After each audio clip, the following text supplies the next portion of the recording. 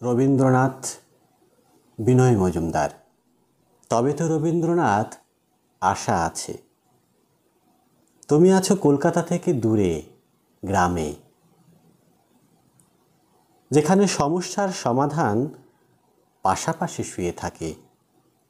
প্রকৃতি রয়েছে, ব্যর্থকাম চিমনির গ্লানি, রোজ আকাশের রাঙা গালে কালিমা লেপন সেখানে করে না। তুমি শিখেছ কেমনভাবে কথা বলে বিবাহিতা নদী।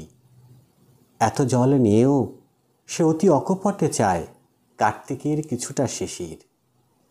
তুমি সেইখানে থাকো নদীর ভিতরে, তীরে কাশবনে হাত বোলাতেই দেখা গেল তুমি এক বিরাট পুরুষ। আহা, 1000 মাইল লম্বা। তবে তোমাকে তো এখানেই থেকে যেতে হবে, এই গ্রামাঞ্চলে মরণ অবধি। তোমার অভিজ্ঞ ছন্দ, হৃদয়ের রস যারা মুখোমুখি বসে পায়, তারা তোমার কবিতা বোঝে। শুধু তারা, এই সব নভোচারী ধবল বলাকা। এদের রটনা শুনে শালিকেরা দায় পড়ে মেনে নেয় তুমি এক কবি। কে না জানে, পৃথিবীকে খুব বেশি দূর থেকে, অন্য গ্রহ থেকে দেখলেই একটি নক্ষত্র বলে মনে হয়। এই সত্য চিরদিন মনে করে রেখে কি যেন করেছ তুমি, এই বলে শালিকেরা আরও দূরে সরে যেতে যেতে। নমস্কার বন্ধুরা, আমি বিভা বসু। আমার এই বিভা বসু ইউটিউব চ্যানেলে আপনাদের আরেকবারের জন্য স্বাগত জানাচ্ছি। প্রথমেই ক্ষমা চেয়ে নিচ্ছি, গত কয়েক সপ্তাহ আমি আপনাদের জন্য কোনো ভিডিও তৈরি করতে পারিনি, উপস্থাপন করতে পারিনি। তবু ভালো লাগে আপনাদের জন্য, শিল্পের জন্য, সাহিত্যের জন্য কিছু করতে। আপনাদের জন্য কিছু করতে গিয়ে আসলে লাভ হয় আমারই। আমার ভেতরের ভাবনারা, আমার ভেতরের চিন্তারা প্রকাশ্যে আসার একটা বিকল্প পথ পায়। বন্ধুরা, 17ই সেপ্টেম্বর বিনয় মজুমদারের জন্মদিন। আমাদের প্রাণের মানুষ বিনয় মজুমদার।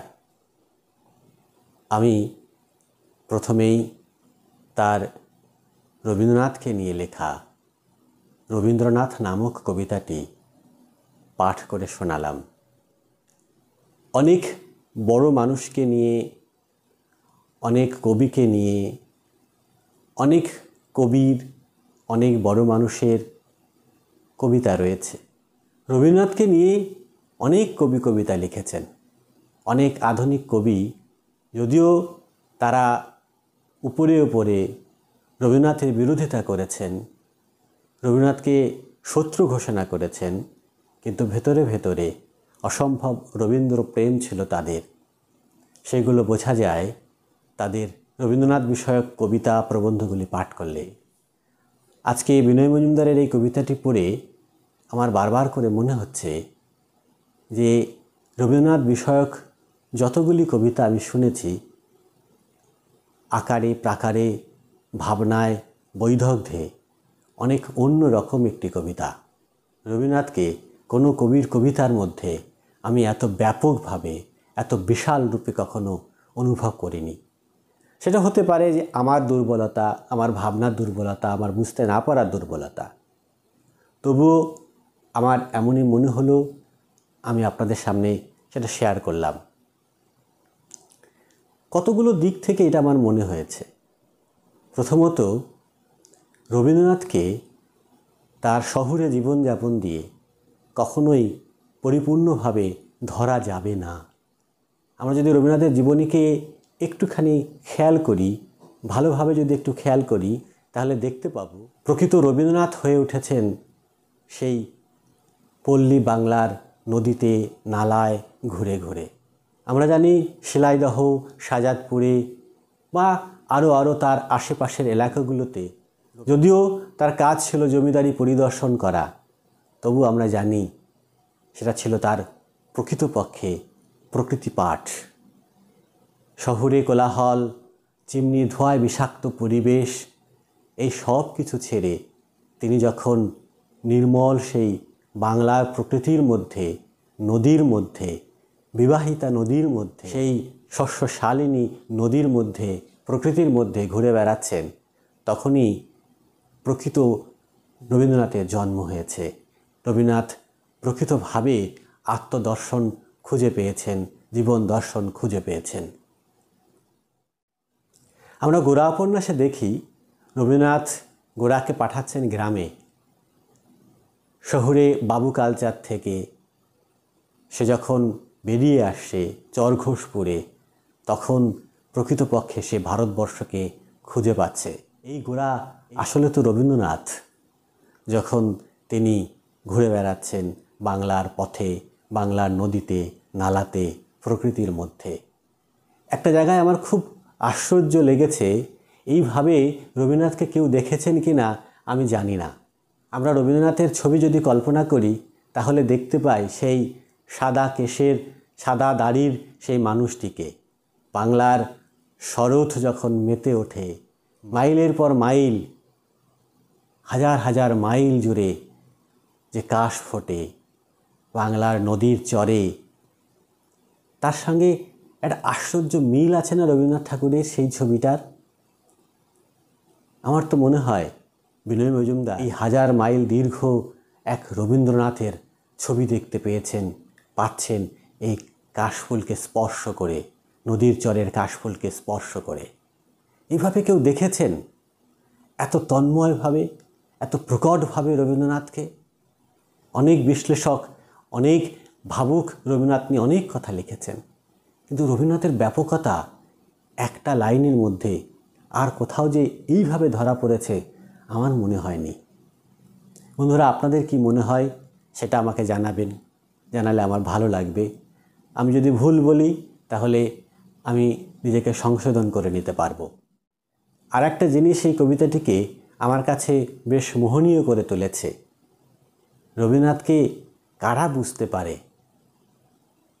কারা সেই বলাকা, সে নভশ্চর বলাকা কারা?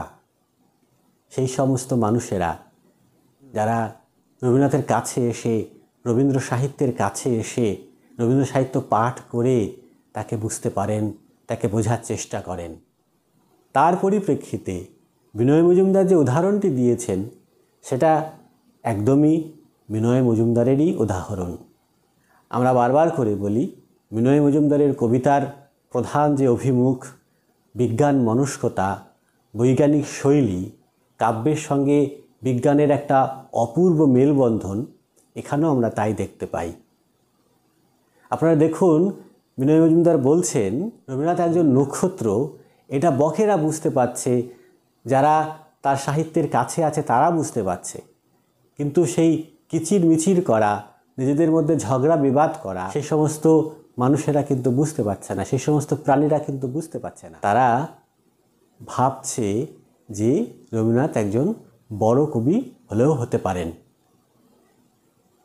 এর পরিপ্রেক্ষিতে বিনয় মজুমদার একটা উদাহরণ দিলেন, সেটা হচ্ছে দূর থেকে, অনেকটা দূর থেকে যদি আমরা পৃথিবীকে দেখি বা অন্য গ্রহ থেকে যদি আমরা পৃথিবীকে দেখি, তখন পৃথিবীটাকে কিন্তু একটি নক্ষত্র বলেই মনে হয়।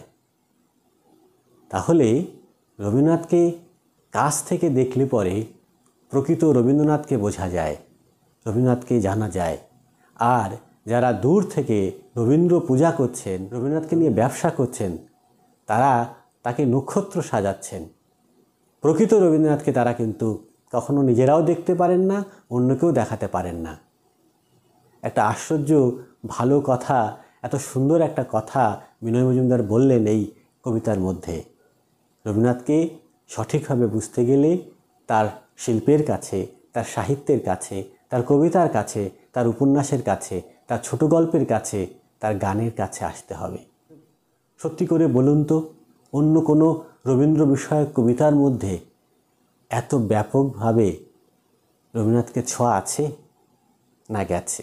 এই বিরাট পুরুষ রবীন্দ্রনাথ আমাদের জীবনের পাথেয় হয়ে থাকুন, আর বিনয় মজুমদারের কবিতাকে আমরা জানি প্রতিনিয়ত নতুনভাবে আবিষ্কার করতে পারি, সেই প্রচেষ্টা জারি থাকুক। আজকে আমি আমার এই ভিডিওর মধ্যে আপনাদের কাছে সেই আশা করব। আপনারা রবীন্দ্রনাথকে পড়ুন, রবীন্দ্রনাথকে জানুন। আপনারা বিনয় মজুমদারকে পড়ুন, বিনয় মজুমদারকে জানুন। বাংলা সাহিত্যের যে সমস্ত স্বর্ণখনি, যে সমস্ত বিরাট পুরুষেরা আছেন, তাদেরকে জানলেই আমরা প্রকৃতপক্ষে বাঙালি সংস্কৃতি সম্বন্ধে জানতে পারব। আমাদের ধোঁয়াশা থাকবে না, আমাদের বানোয়াট কিছু থাকবে না। আমরা স্পষ্ট করে বাঙালি হয়ে উঠতে পারব। এটা কতটা যে জরুরি আমরা আজ হাড়ে হাড়ে টের পাচ্ছি। বাঙালি জাতি সত্যি সত্যি আজ বিপন্নতার মুখে এসে দাঁড়িয়েছে। আর এইখানেই এই সমস্ত মানুষেরাই আমাদেরকে উদ্ধার করতে পারেন। বন্ধুরা, আজকে এই পর্যন্তই থাকুক। আজকের ভিডিওটি আপনাদের কেমন লাগলো আমাকে জানান। যদি ভালো লাগে তাহলে অবশ্যই একটা লাইক করবেন, যদি ভালো না লাগে ডিসলাইক করবেন।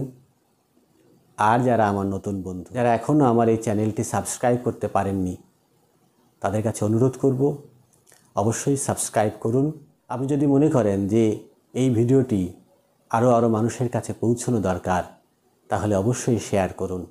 সবশেষে বলি, ভালো থাকুন, সবাইকে নিয়ে ভালো থাকুন, শিল্পে থাকুন, সাহিত্যে থাকুন। ধন্যবাদ।